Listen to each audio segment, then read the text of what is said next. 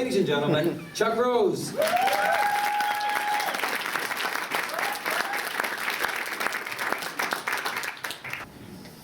I just turned 59 years old. And as I'm approaching the halfway point in my life, it reminded me of one of those old sayings. Plan like you'll live forever. Live like there's no tomorrow. What if there was no tomorrow?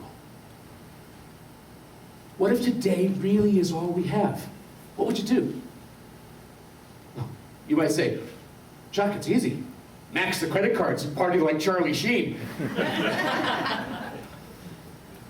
I'll tell you what I do in a little poem that I've written, and I call it Here, Now. There's no place I would rather be, and nothing I would rather do than be here, now, sharing this moment with you. And it matters not just who you are, or where here might be, as long as we're here now. That's enough for me. It wasn't always like this. If you'd known me 15 years ago, you would have known a complete workaholic. I was more concerned with growing my restaurant business than I was with living my life. If you'd been there 2 days before Christmas, 1996, you would have seen something that changed my life forever. I was delivering a catered Christmas lunch to a main floor office with plate glass windows all across the front.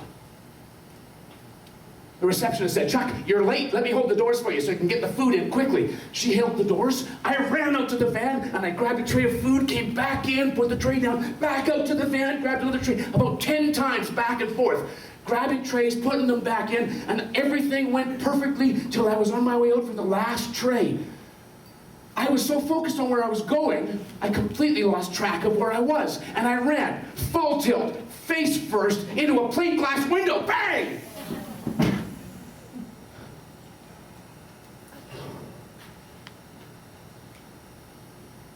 When I came to my senses, I was lying in a pile of broken glass with gashes all up my arm and blood pouring down my chest.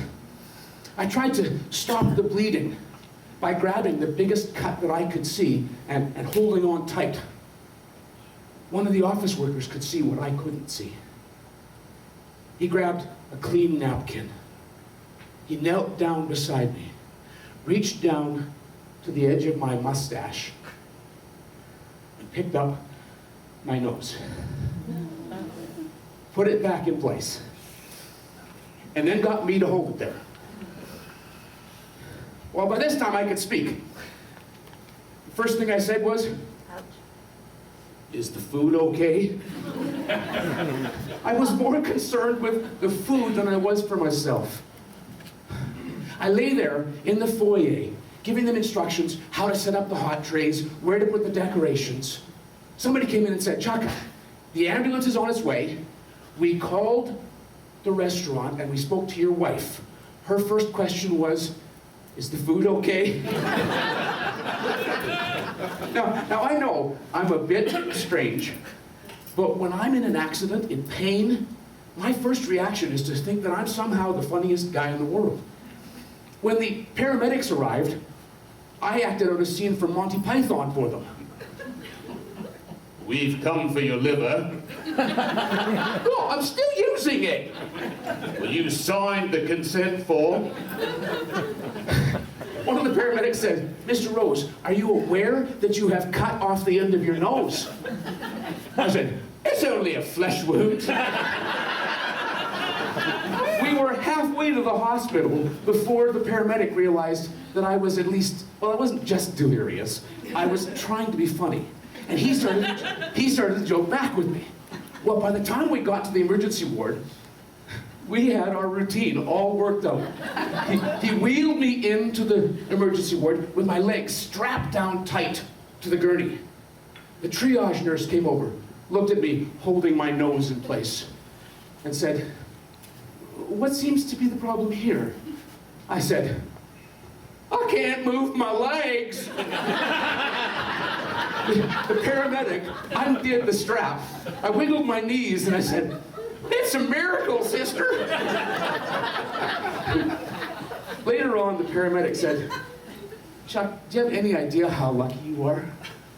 The last time I was called to a broken plate glass window, the victim didn't bounce back like you did. Her head went through, and 100 pounds of glass came down like a guillotine."